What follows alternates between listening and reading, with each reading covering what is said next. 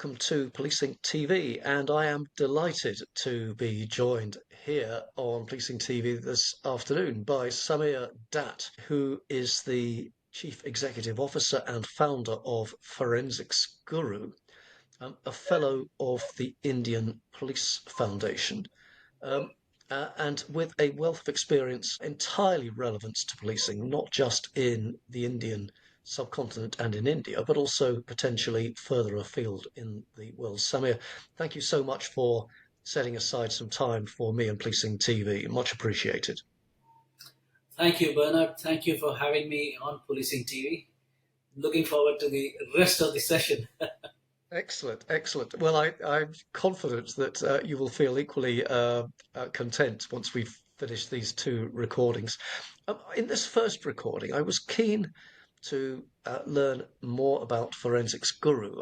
I had the chance to meet you and your team when I was at the International Police Expo in New Delhi some maybe 6 to 8 weeks ago, and we have some photographs that we may share on this video of you and your team.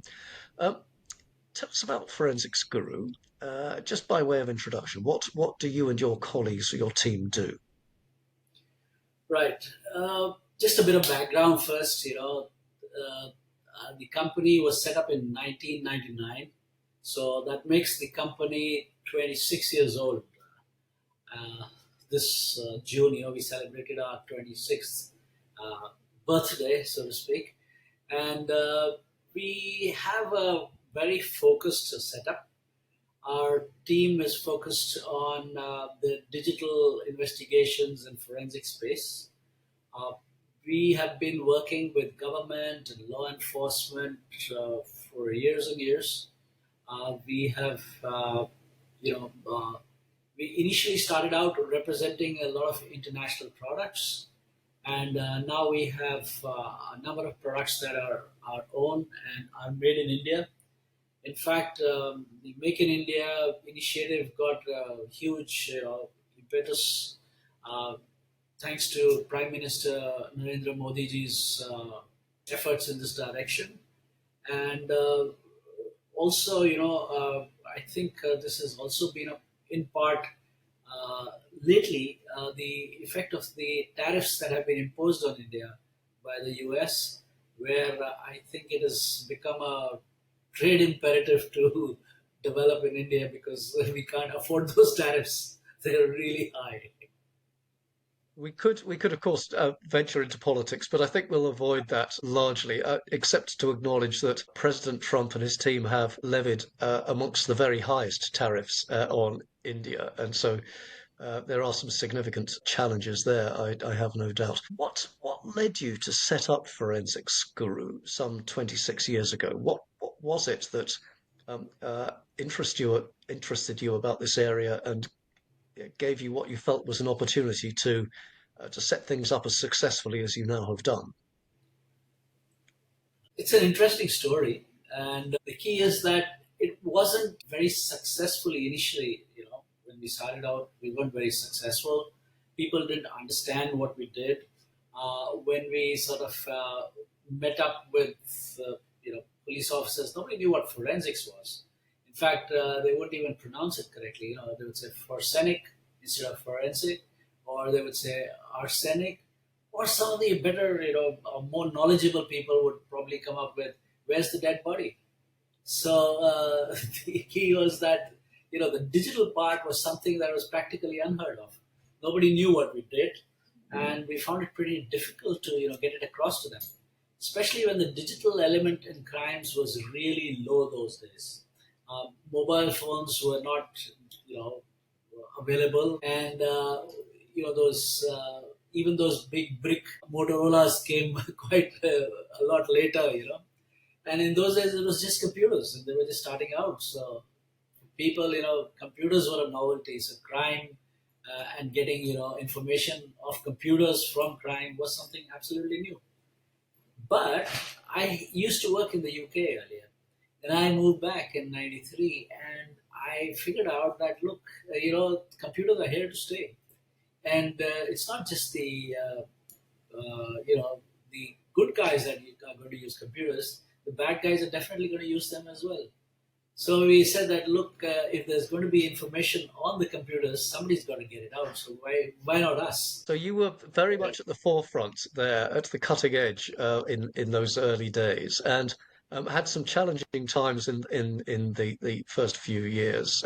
Do you remember a particular time when you thought, actually, this is going to work?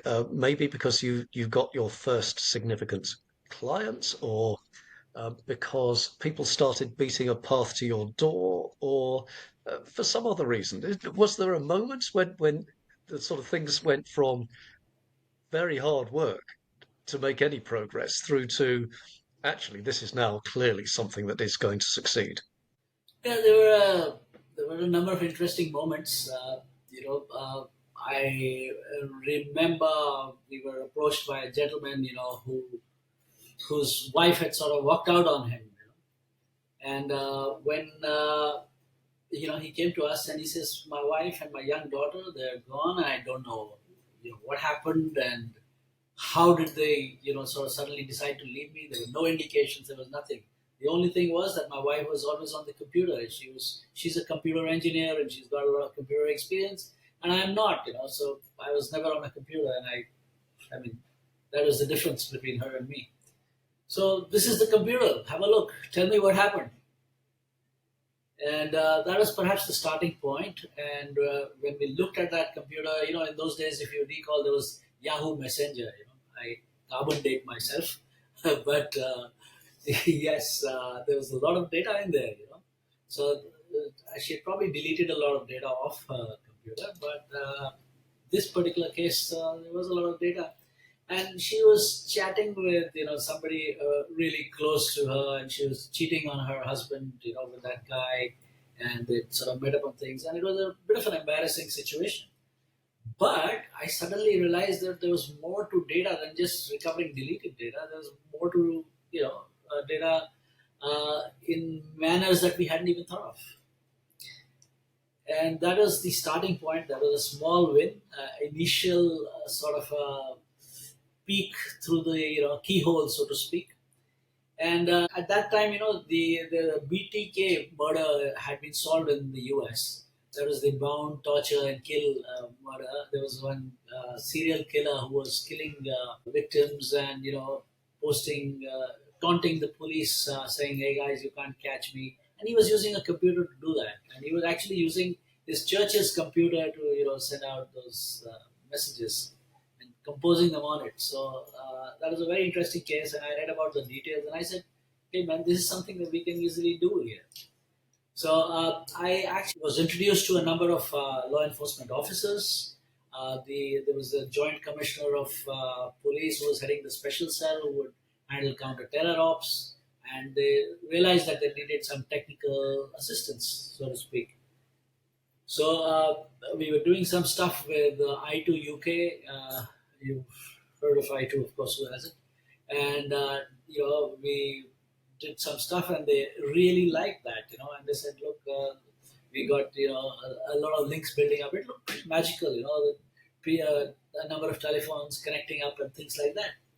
So that's how it all began, and we helped solve a number of cases, helped them catch a number of bad guys, and suddenly we were in business.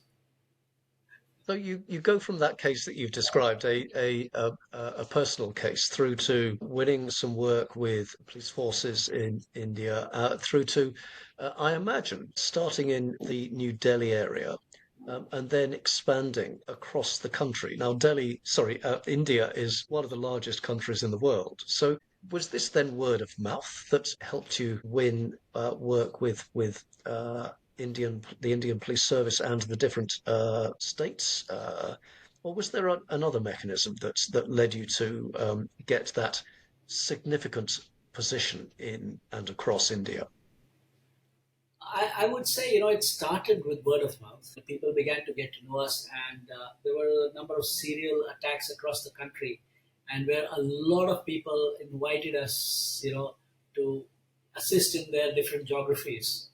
And then later on, I was invited to be, talk about a number of things at the various police academies, like the National Police Academy in Hyderabad, and the CBI Academy in Ghaziabad, and a number of places. And slowly, the awareness about what we did and the solutions that existed out there to solve, to take a technical look at crime, and not just cybercrime, but crime per se, and incidents such as these were an eye opener for a lot of people. Of course, there has always been this exchange of ideas with international police forces, but being able to spend time to see the things really happen in front of them made a significant impact. And we sort of benefited in that, in the sense that they realized that we had the skills and the technology to handle such kind of situations. So when we met in New Delhi those few weeks ago, you described to me your international aspirations. I think I'm right in recalling that currently Forensics Guru focuses on India, and most of your business comes from India.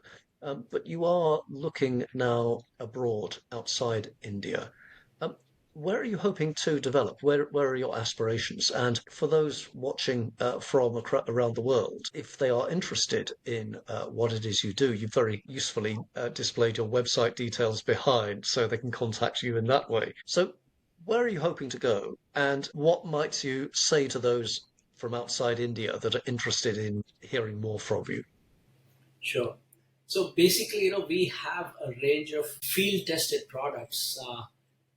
When I say field tested, we as a country, we are a population of 1.4 billion people, and we have over a billion cell phones, and we don't have, very effective databases per se. So we are very technology driven when we need to catch a criminal.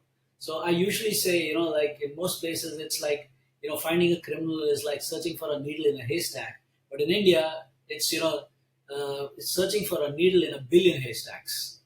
So that's this, magnitude, the scale at which we operate, and that gives us a unique bunch of skills that most, I mean, I would say, countries don't have, because we are able to handle really, really huge data and zero in on whom we need to look at. So we've developed specialized products that work on that. We've got open source intelligence. We've got CDR, IPDR related analytical tools. We've got intelligence analysis platforms, crime investigation fusion centers. We've got hardware, cell site analyzers that you can take out in the field, power them on, and with a touch screen and three simple buttons, you can simply scan all the networks simultaneously without a SIM card, get a list of every cell tower in the area, so that you can identify who are the people present at the scene of the crime at the time of the crime, and those kind of things. So essentially, we have tools that are used by enforcement and investigation agencies practically throughout the country. They are field tested, battle tested, and I mean, we've got stuff, contact details on our website. Feel free to, be in touch And with us. and final question, which any particular countries or jurisdictions that you would be keen to hear from? We are open to all jurisdictions actually. For us, geographically, as we are starting out, and from a time zone perspective, I would say probably more from Africa, Middle East, Europe, parts of Europe, and South Asia, Southeast Asia, things like that. That fits well. Okay. Well, look, Samir, great to talk to you in this first part. We're going to take a short break and then record a second part where we're going to focus on your wider interests, not least the that you are a fellow of the Indian Police Foundation. So we'll talk about that. Um, there's one or two other things that I might bring in as well. But Samir Datt, CEO and founder of Forensics Guru, based in New Delhi, India. For the time being, thank you very much indeed. Thanks, Bernard. Thanks very much.